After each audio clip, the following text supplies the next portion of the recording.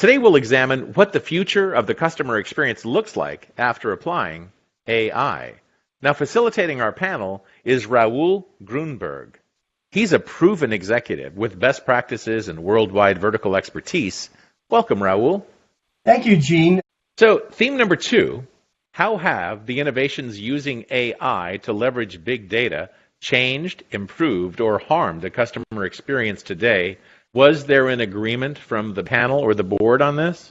Oh, we had quite a diverse range of ideas and contributions and notions of where leveraging big data with AI would go as far as the customer experience. It was very interesting, and I think the listeners to this interview will be very surprised at what they learn.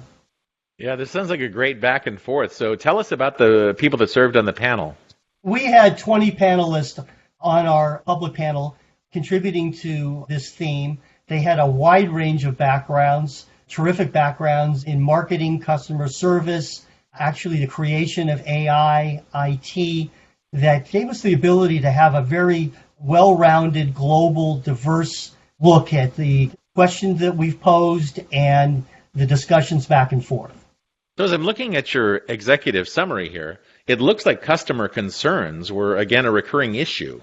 So let me sum it up in one sentence, and then let me give you some contributing ideas to that the listeners, if they only took this away, they would get the full feeling of everything that we did for this theme.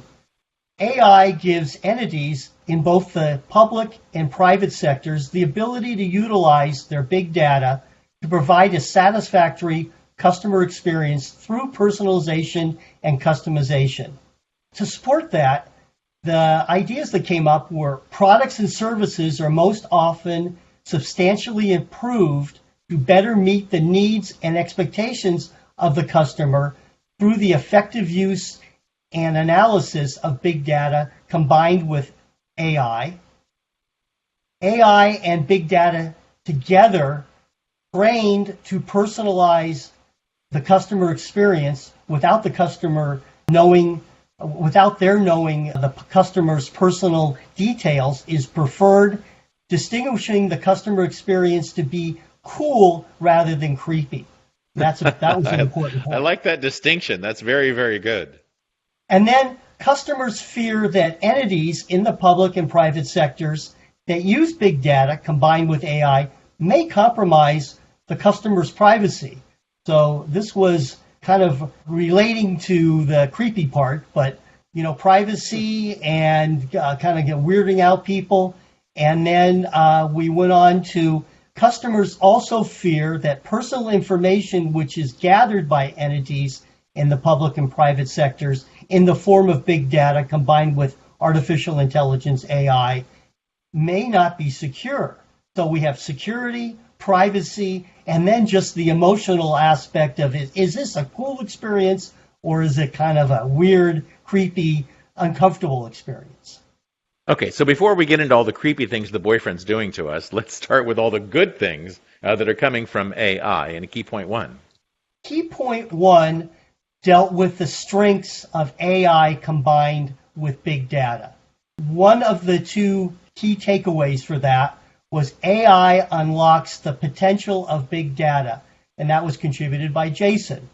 And what that really talks about was that AI learning through neural networks has unlocked the ability to analyze and synthesize a tremendous amount of information at the population level to identify and learn from trends that can be used to understand, predict behavior, and trigger action at the individual level. That was probably one of our top contributions to this theme. And then second one was big data drives personalization, and Mark contributed that. And that's the notion that big data is a huge facilitator of personalization, which has materially impacted customer experience expectations from both the provider and the customer perspectives. Because of access to big data, many providers have been able to offer a level of personalization that was never possible in the past.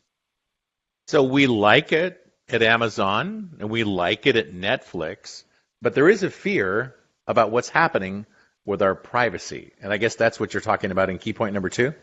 Absolutely, and that deals with threats.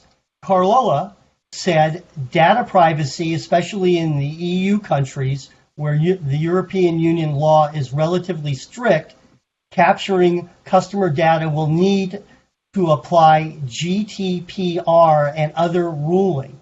And she goes on to really kind of talk about what the GDPR is. You know, it's customer data platforms, were another part that she brought up. They've built, these platforms and cookie notices and some other things on updating privacy policies, to build and solve the toughest technical challenges, where internal sources of customer data and linking all data related to the same person can unleash potential unintended consequences. So Jenna said the risk of data breaches holds people back. So the notion here is the situation with Equifax. Everybody's familiar with the credit bureaus, and basically credit bureaus are utilized for the benefit of the businesses, not for the consumers. And so when people's information was breached, now people are afraid that pretty much wherever they're giving their information, that they're subject to breaches, and they hold back from using some of these great technologies that should not be vulnerable to these things under most circumstances.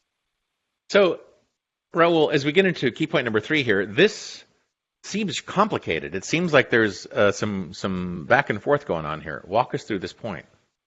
So Carlola and Donald were kind of going back and forth on something that Donald had posted, and he had basically, was talking about, will chatbots basically eliminate humans? And Carlola said, no, humans will always be there with it. And so I think this is a generational thing. It creates problems for what people are used to.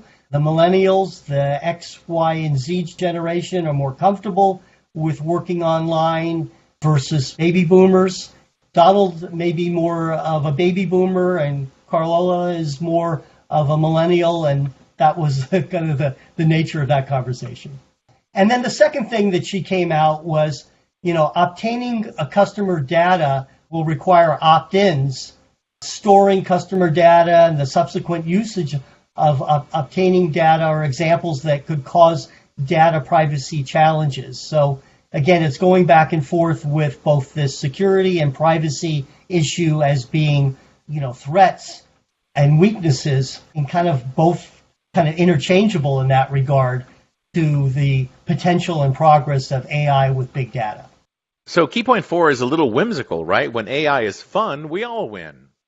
Exactly. So opportunities with AI and big data, Jack saw that as a customer experience is best when it's fun. Games and AI can work together to engage customers more intimately.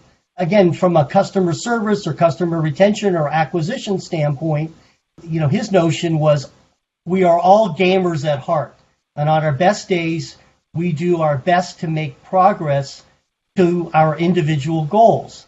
The paintings found on walls of caves tell hunting stories where survival depended on winning the battle against less intelligent species.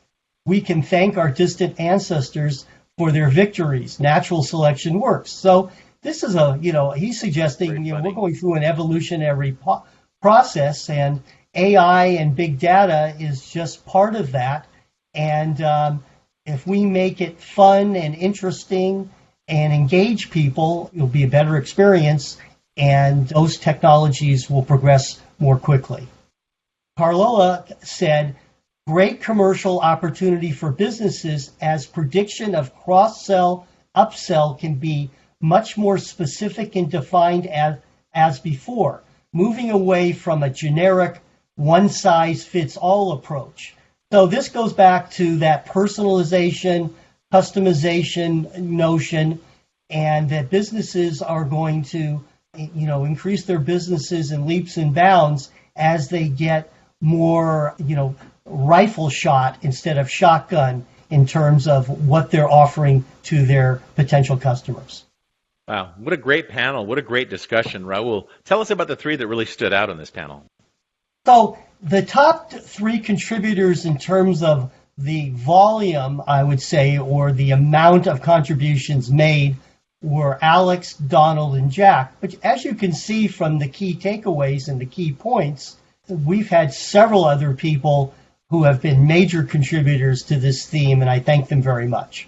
Yeah, they did a great job. So, all right, theme 2 was pretty awesome. What can we expect from theme 3? Anything figured out yet?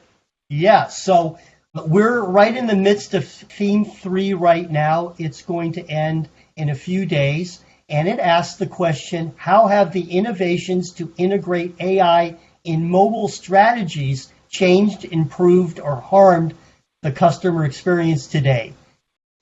Thanks, Raul. Great job. Raul Grunberg. He is a Garmento and salesman by trade. If you don't know Garmento, Raul, what is that? That's somebody that has lived and breathed and grown up in the weeds of the fashion industry. I love it. But of course, you are a marketer at heart, and that's why we love you. He's a proven executive with best practices and worldwide vertical expertise. He's Raul Grunberg, and we'll talk to him again very soon. Thank you, Raul.